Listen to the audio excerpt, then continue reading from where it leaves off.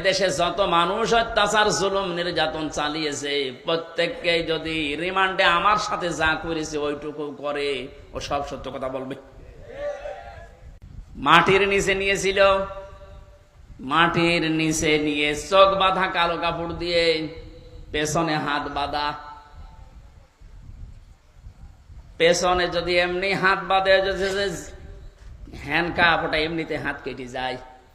পেছনে হাত দিয়ে যদি উপরের দিকে টান টান করে রাখে 11 ঘন্টা, আপনি বলেন সত্য বলেন আর মিথ্যা বলেন, যা বলবে বাবা সব ঠিক আছে।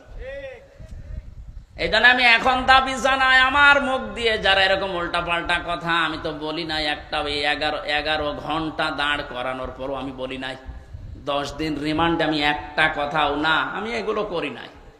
আপনি আন্দাজে জোর করে বলাবেন। যে অবস্থায় আমাকে নিয়েছিল, আমার